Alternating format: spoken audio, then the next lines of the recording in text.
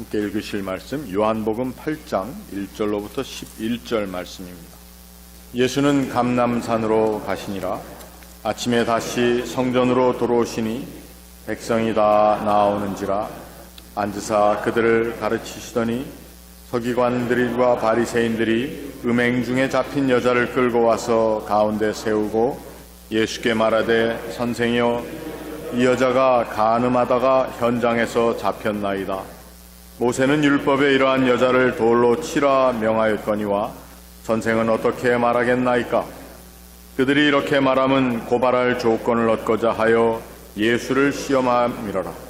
예수께서 몸을 굽히사 손가락으로 땅에 쓰시니 그들이 묻기를 맞이 아니하는지라. 이에 일어나 이르시되 너희 중에 죄 없는 자가 먼저 돌로 치라 하시고 다시 몸을 굽혀 손가락으로 땅에 쓰시니 그들이 이 말씀을 듣고 양심의 가책을 느껴 어른으로 시작하여 젊은이까지 하나씩 나가고 오직 예수와 그 가운데 섰는 여자만 남았더라.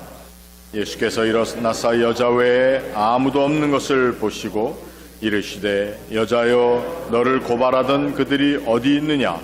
너를 정죄한 자가 없느냐? 대답하되 주여 없나이다. 예수께서 이르시되 나도 너를 정죄하지 아니하노니 가서 다시는 죄를 범하지 말라 하시니라. 아멘. 오늘 우리의 값어치라는 제목으로 같이 은혜 나누기 원합니다.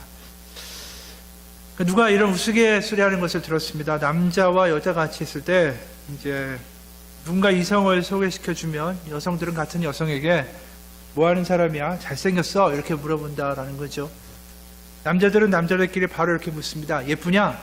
라고 물어보고 여동생이 있다고 할 때 여자들끼리는 야 날마다 싸우겠다. 친하게 지내. 그럼 남자는 또 묻습니다. 예쁘냐? 애인이 생겼다고 할 때 여자는 정말 잘 됐네. 몇 살인데? 그러면 남자는 또 묻죠. 예쁘냐? 이 우스갯소리지만 사실 남자만 그런 것은 아닙니다. 여자나 남자나 다 그 세상 사람들은 말하지 않지만 서로를 평가하면서 살게 됩니다. 순간순간 우리가 의도하지 않아도 입은 옷, 말투, 생김새 뭐 이런 것들을 평가하고 점수를 주는 세상에 우리가 살고 있습니다. 그렇기 때문에 더 무시당하지 않고 사람들한테 깔봄당하지 않기 위해서 더 좋은 집, 더 좋은 차, 더 좋은 옷을 입고 사고 그러는지도 모르겠습니다. 그런 것들을 보면서 이런 생각을 하게 되죠. 우리의 가치가 도대체 어디에 있을까? 그리고 우리가 생각하는 그 가치의 기준이 과연 옳은 것일까? 우리가 이런 어떤 세상의 기준이 있어서 거기에 맞춰서 허덕거리면서 사는 것처럼 예수님이 살던 그 시대에도 그런 기준이 하나 있었습니다. 그것은 돈이나 명예라는 것보다는 좀 더 그 율법을 누가 더 잘 지키는가, 바로 하나님께 누가 더 가까운 사람으로 여겨지는가, 그것이 그 사람에 대한 가치의 평가의 기준이었습니다. 그 당시에 세리장이나 뭐 세금을 받던 사람들, 이런 사람들은 이제 돈이 굉장히 많았죠.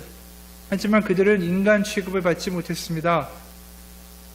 왜냐하면 일제시대의 친일파처럼 마치 그 로마 시대에 부역하는 사람들로 이제 낙인이 찍혀있기 때문이었죠. 그 당시 헤롯 왕이 있었습니다. 그는 유대 민족이 아니었죠. 로마의 후광을 힘입어서 유대 일부 지역을 다스리고 있던 왕이었습니다. 그러던 그가 한 일이 무엇이었냐면 성전을 짓는 일이었다라는 것이죠. 바벨론의 남유다가 망하고 성전이 무너진 이후에 그 스룹바벨이 성전을 짓습니다. 하지만 그것도 이제 훼손되고 이 바로 헤레시나는 이 이방인, 바로 이방인 왕이 기원전 20년 전에 착공을 해서 굉장히 오랜 시간을 걸려서 성전을 지어 가게 되죠. 이것을 보게 되면 종교적으로 하나님께 더 가깝다, 좀 더 거룩하다, 그러한 평을 들을 때 그 당시 사회에서 얼마나 그 사람이 명분을 얻고 또 가치 있는 사람으로 여겨지는가에 대한 반증이다라고 말할 수 있을 것입니다. 그런 맥락에서 보게 되면 오늘 등장하는 이 간음한 여인은 그 사회에서 가장 증오와 멸시의 대상이 되는 그러한 존재가 될 수밖에 없다라는 것이죠. 여성이라는 그 성적인 지위가 이미 열등한 데다가 간음이라는 율법의 죄까지 범했기 때문이다라는 것이죠. 십계명에도 이렇게 나와 있지 않습니까? 내 이웃의 집을 탐하지 말라. 내 이웃의 아내나 그의 남종이나 여종이나 그의 소나 그의 낙이나 물은 내 이웃의 소유를 탐내지 말라. 사실 이 십계명에 나와 있는 그 아내, 바로 그것이 그 남자의 소유였다라는 것이죠. 어떻게 보면 남자가 아닌 그 여성이라는 열등한 지위에 있는 그 여인이 간음을 저질렀다라는 사실은 사실 율법의 기준에서 보면 아주 최악인 그런 가치가 없는, 세상에 별 필요가 없는 그러한 인간이 되어버린다라는 것이죠. 사람들은 당연히 그렇게 생각하고 반응을 합니다. 그녀를 돌로 쳐 죽여야 된다. 한마디로 쉽게 얘기하면 그녀는 그 사회에서 아무 의미가 없고 그 사회에서 그냥 죽어버려도 아무 문제가 없는 그런 가치 없는 사람이었다라는 것입니다. 시대를 거슬러 좀 우리의 현대 시대로 오게 되면 과연 현대 시대에서 우리에게 누가 가치 없는 사람이 될까? 미국의 어느 교회에서 실제로 이러한 일이 있었다고 하죠. 앤이라는 자매가 있었습니다. 덩치가 크고 매력이 별로 없었던 여인이었습니다. 좀 뚱 보였죠. 한 번은 그 청년들의 모임에서 군명보트라는 상황극을 하게 됐습니다. 인도자가 12명의 청년들에게 군명보트의 좌석과 비슷하게 의자를 이제 배열하라 라고 시켰습니다. 그리고 앉게 했습니다. 그리고 이렇게 말하죠. 여러분 12사람은 배가 파선해서 살아남은 사람들입니다. 그러나 이 보트는 꼭 10사람, 11사람밖에 탈 수가 없습니다. 12이 살아남기 위해서 반드시 한 명은 보트에서 뛰어내려 물에 빠져 죽어야 됩니다. 여러분의 의견에 따라 한 명의 희생이 결정이 됩니다. 좀 잔인한 거죠. 근데 이렇게 얘기가 되니까 12명의 청년들이 그 한 사람을 찾아내기 위해서 그때부터 이제 이야기를 하기 시작을 합니다. 토론을 하기 시작하는 거죠. 꼭 살아남아야만 할 만한 가치가 있는 사람, 그 사람들을 이제 토론하기 시작을 합니다. 먼저 가장 힘이 세고 운동을 잘하는 사람이 이야기를 하죠. 자신이 희생될 수는 없다. 왜냐하면 끝까지 배를 져야 하기 때문이다. 그 다음에 가장 이쁜 자매는 남자들이 절대로 상어밥을 만들 수가 없다라고 우겨가지고 넘어갔습니다. 이런 식으로 난 머리가 좋다, 나는 재능이 있다, 나는 인기가 있다 해서 하나씩 희생자의 명단에서 벗어나기 시작을 했습니다. 그러다가 이제 앤이라는 자매의 차례가 됐죠. 이 자매가 매력은 없었지만 눈치가 없는 자매는 아니었습니다. 그래서 스스로 이렇게 말을 했습니다. 내가 뛰어내리지 뭐. 그러니까 모두들 그건 안 돼! 라고 반대를 했죠. 그러나 왜 그녀가 남아야 되느냐? 그 이유를 물어보니까 아무도 말을 하지 못하는 것이었습니다. 안 돼 하면서도 그녀를 위한 어떤 변론을 아무도 하지 않은 것이죠. 게임이 끝났을 때 그들은 어떻게 하는 게 가장 현명한 것인가에 대한 결론을 내리지 못했습니다. 그러나 이 앤이라는 자매는 이미 스스로의 답을 내리고 있었죠. 그래서 그녀는 다음날 건물 옥상에서 진짜로 뛰어내렸습니다. 그리고 자살했습니다. 그녀가 살아야 할 많은 이유가 있었겠죠. 하지만 그녀의 친구들은 그녀가 살아야 할 이유를 말하지 못하고 침묵 가운데 그저 겉으로는 안 돼 라고 이야기하지만 실제로 진짜 그녀의 가치가 무엇인지 이야기하지 않았기 때문에 그녀가 죽게 된 것이죠. 그리고 그녀가 죽은 후에 마음 아파서 후회했다라고 하죠. 이것이 비단 교회에서 하는 게임의 모습이 아닙니다. 이게 사회의 모습이라는 거죠. 다 보이지 않는 가치들을 가지고, 세상의 가치의 자를 가지고, 그 기준을 가지고 서로 비교하고 무시하고 때로는 보이지 않는 돌을 쉽게 던집니다. 이런 면에서 오늘 간음한 여인이나 사람들이 보이지 않는 돌팔매질을 당하고 자살해버린 이 앤이라는 자매나 다를 바가 없는 것 같습니다. 한마디로 사람들이 보기에는 그 사람 죽어도 별 의미가 없는 존재들이다라는 것이죠.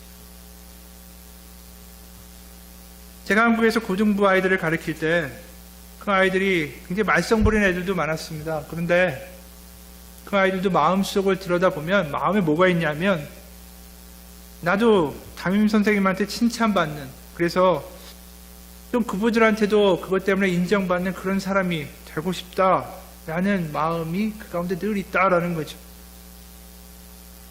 가치 있는 삶을 살고 싶고 자기가 뭔가 존재로서의 의미를 가지는 그러한 삶을 살고 싶다라는 게 말썽을 부리고 또 아주 사고를 치는 아이들 마음 가운데도 존재한다라는 거죠. 거꾸로 말하면 사고치고 말썽 부리면서 자신의 존재를 좀 인정해달라고 거꾸로 이야기하는지도 모른다고 느꼈습니다.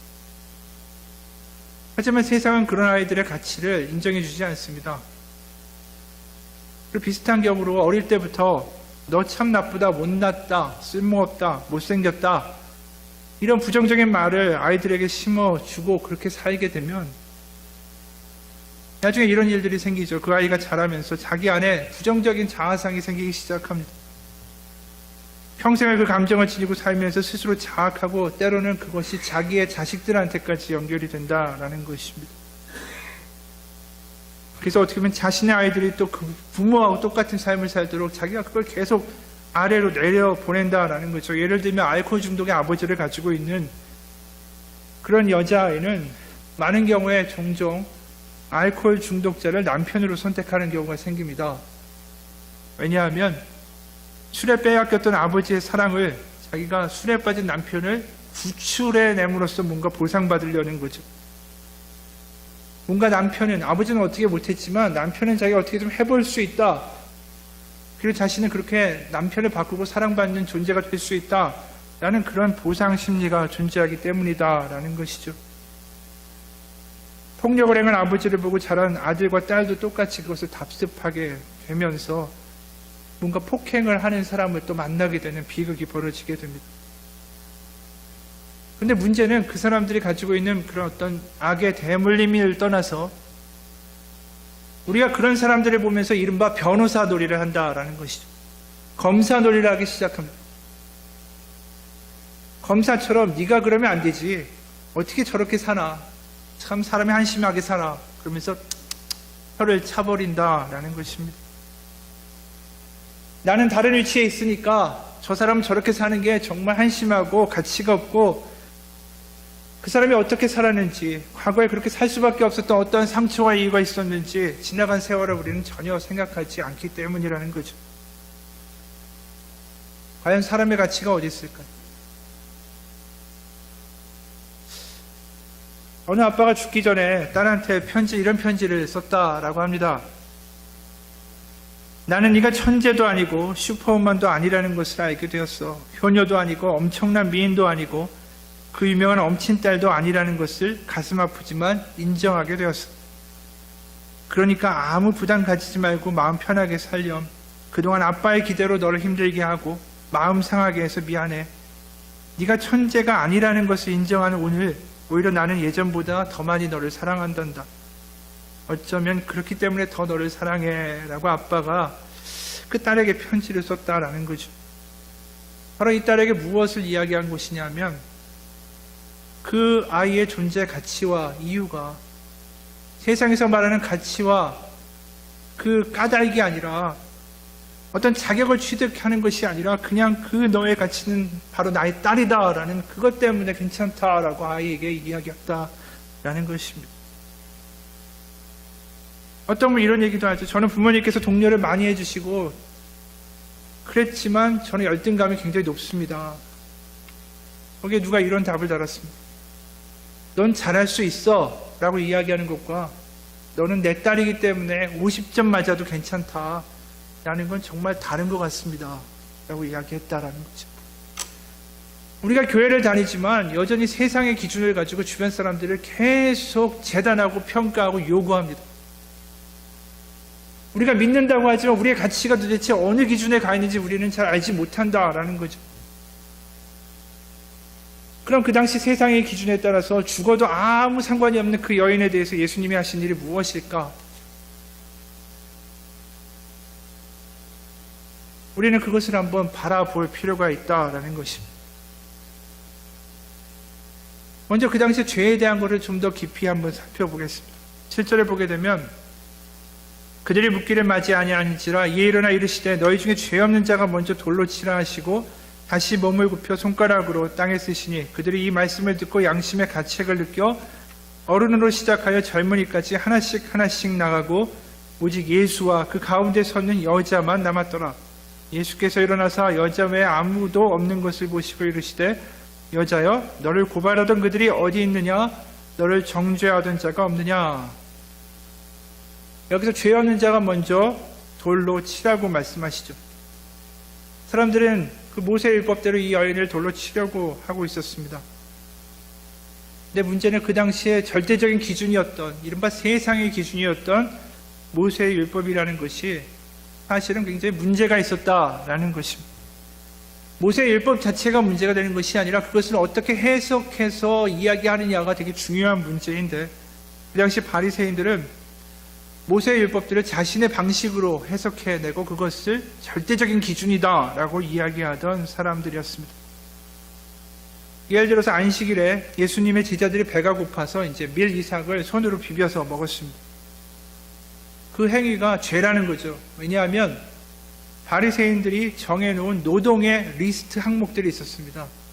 거기에 해당되기 때문에 안식일에 노동을 한 거고 그것은 죄다라고 예수님을 비방하기 시작한 거죠.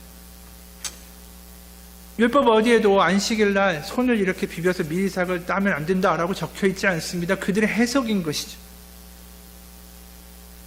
또 예수님이 이런 얘기를 하셨죠. 병자를 고치시니까 사람들이 비방을 합니다. 안식일에 어떻게 병자를 고칩니까?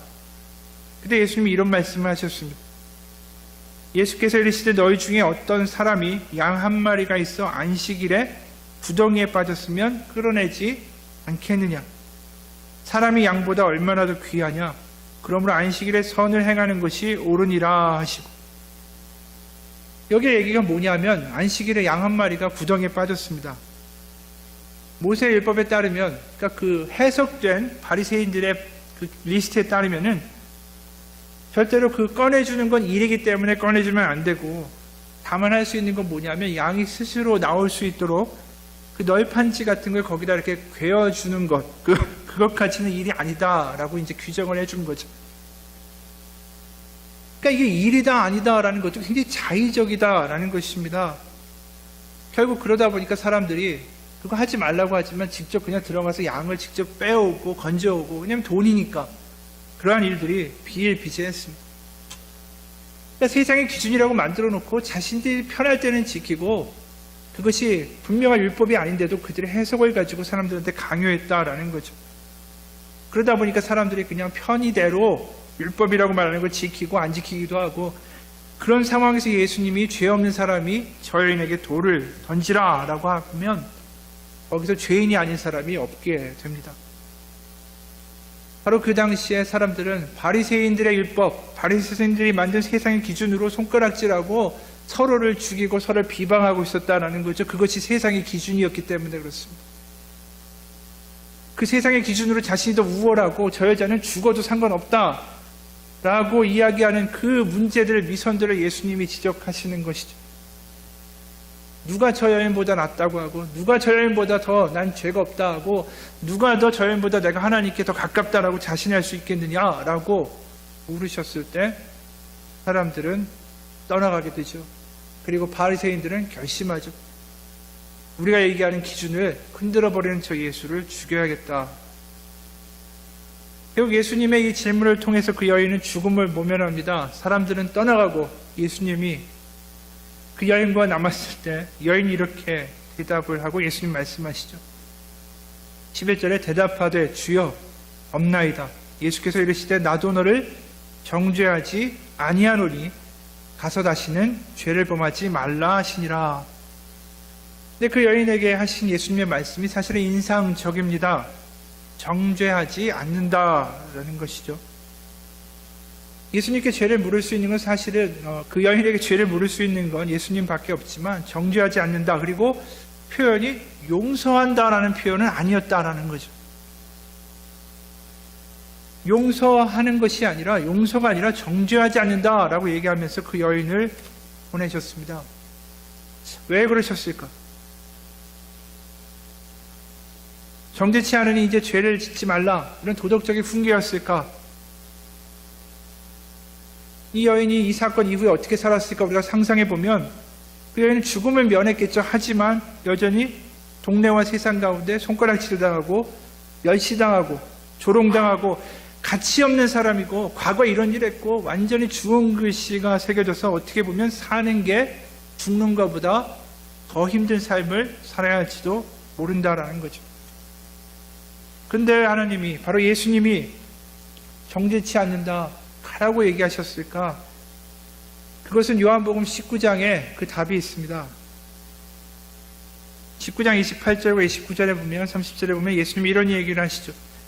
그 후에 예수께서 모든 일이 이미 이루어진 줄 아시고 성경을 응하게 하려 하사 이르시되 내가 목마르다 하시니 거기 신포도주가 가득히 담긴 그릇이 있는지라. 사람들이 신포도주를 적시내면을 우슬초에 메어 예수의 입에 대니 예수께서 신포도주를 받으신 후에 이르시되 다 이루었다 하시고 머리를 숙이니 영혼이 떠나가시니라. 주님이 십자가에 달리시죠. 그리고 마지막 하신 말씀이 다 이루었다라는 것입니다. 도대체 무엇을 다 이룬 것일까? 이루다의 목적이 무엇일까라는 거죠. 과연 무엇이 이루어졌길래 다 이루어졌다라고 하실까? 그런데 이 여인에게, 내가 정죄치 않으니 가라고 말을 들었던 그 여인에게 바로 예수님의 다 이루었다라는 말이 어떻게 들렸을까? 바로 주님은 이 가늠한 여인의 죄를 대신 지셨다라는 거죠.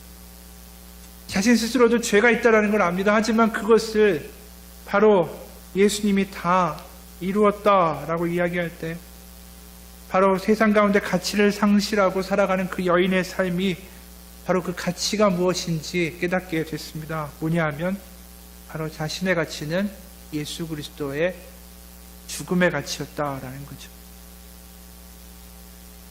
정죄하지 않겠다라고 하시고 그 여인 대신에 예수 그리스도가 죄의 대가로 죽어주셨습니다. 그러므로 그 여인은 그 십자가에서 그 십자가에 예수님이 다 이뤘다 하실 때 자신은 용서받았다라는 것을 알게 되죠. 그 여인을 위해 사실은 예수님이 세상에 돌을 맞으신 것과 똑같은 일이다라는 것입니다. 수치당하셨고 모욕당하셨고 죽으시고 부활하시고, 바로 그 여인은 예수님이 십자가에 다 이루었다는 말 가운데 바로 자신의 가치를 알게 됩니다. 세상이 말하는 가치대로 자신의 삶이 이루어지는 것이 아니라 내 가치가 바로 저 십자가의 예수 그리스도에게 있다라는 것을 알게 되는 거죠. 바로 자신의 가치가 저 십자가에 달린 예수 그리스도의 목숨값이다라는 것을 알게 됩니다. 더 이상 세상이 말하는 가치에 그 여인이 살지 않게 될 것입니다. 바로 자신은 세상에 버려져서 그렇게 죽어가야 하고 무시당해도 되고 이 세상에 아무 흔적도 의미도 없는 그런 삶이 아니라 바로 하나님의 아들 메시아가 죽어서 구해낸 바로 그 값어치 있는 인생이다라는 것이죠. 말로 너 소중한 사람이야, 너 사랑해, 말로 얼마든지 그렇게 할 수 있습니다. 말로 하는 건 정말 쉽죠. 사탕발림으로 할 수 있습니다. 하지만 십자가 예수님이 하고 있는 저 죽음의 고통은 바로 우리에게 사랑한다라는 말을 하기 위하여 그렇게 힘들었다라는 것을 보여주는 사건입니다.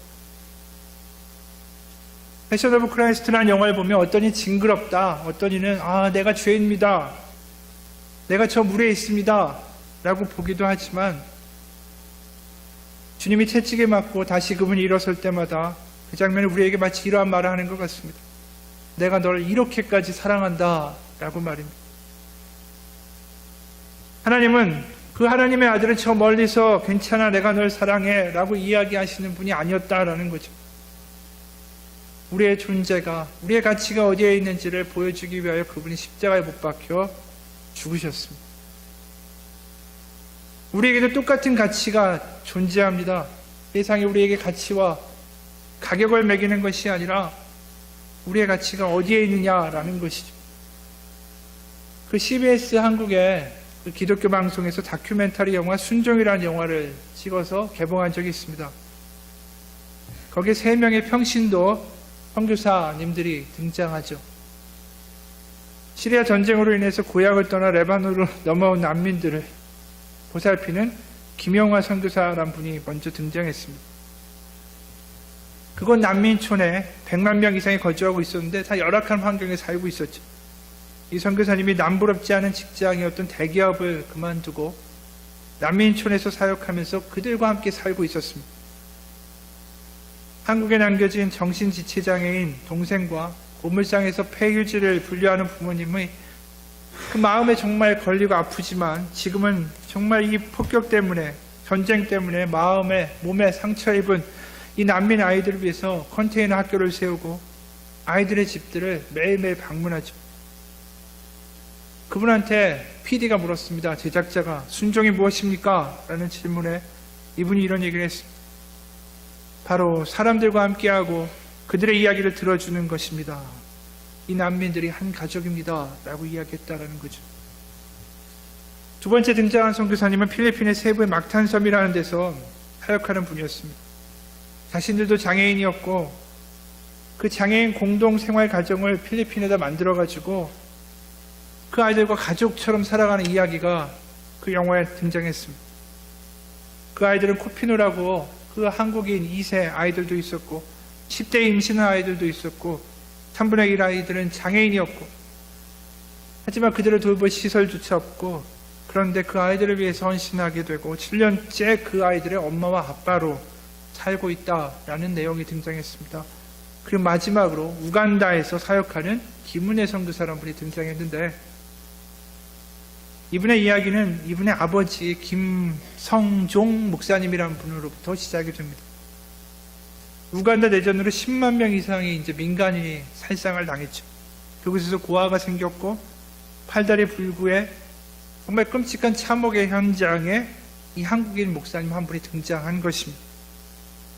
이분은 아이들과 놀기 좋아하고 그리고 2005년에 그곳에 우물을 파고 거기에 학교와 보건소를 짓고 아이들을 돌보면서 최소한의 생활비까지 다 선교에 사용하던 아버지였습니다. 문제는 뭐였냐면 그런 목사인 아버지를 둔 딸이었습니다. 그 김은혜 선교사, 바로 돌아가신 김성중 목사님의 딸, 바로 그 딸은 아주 가난한 학창 시절을 보낼 수밖에 없었습니다. 월세방에서 하루하루 건사하는 것도 빠듯한 생활 가운데 대출 받으면서까지 선교를 하고 사랑을 실천한 그 아버지의 모습이 너무 원망스러웠다라는 거죠. 때로는 점심시간에 밥 대신에 초코파이나 계란 하나로 점심을 때우기도 했습니다. 그렇게 학창 시절을 보내고 교대를 졸업하고 초등학교 선생님으로 근무를 10년을 했습니다. 그런데 2009년에 우간다에 계시는 아버지가 돌아가셨다라는 이야기를 듣게 됩니다. 그리고 이 김은혜 선교사가 초등학교를 휴직하고 우간다로 떠납니다. 그건 이제 단순하게 아버지가 하시던 일을 마무리 줘야 되겠다라는 생각을 가지고 간 거죠. 8달 된 아들과 1살짜리 아들을 데리고 이제 가게 됩니다. 근데 그곳에서 아버지가 선교하던 그곳에서 삶을 공유하면서 거기에 아이들을 만나면서 그곳에서 사랑이 무엇인지, 순종이 무엇인지, 그리고 그 아버지라는 꽃이 그곳에서 떨어서 죽어서 맺게 된 열매들을 보게 되죠. 살아생전에 가족들을 가난의 굴레에 던져놓은 채 오지에 헐벗은 아이들을 위해서만 일했던 아버지를 이해하지 못하고 증오했던 딸이 아프리카의 낯선 땅, 낯선 이들의 눈물과 증언 가운데 하늘나라에 있는 아버지와 화해하게 되는 그러한 내용이 등장했습니다. 그 예고편인데 예고편 잠깐 한번 보겠습니다. 글씨가 안 보이시는데 제가 읽어드리면 제 아버지는 총에 맞아서 돌아가셨고 할머니도 총으로 눈에 맞아 실망하셨다고 들었어요. 여태까지 남편의 시신도 찾지 못했습니다.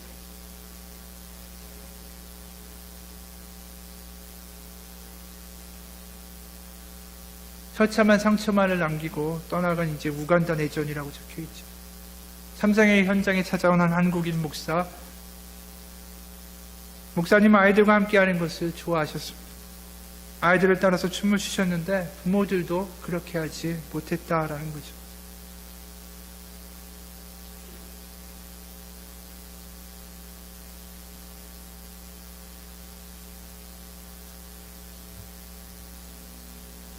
아빠가 나를 사랑하지 않는다라고 생각했다라는 것입니다.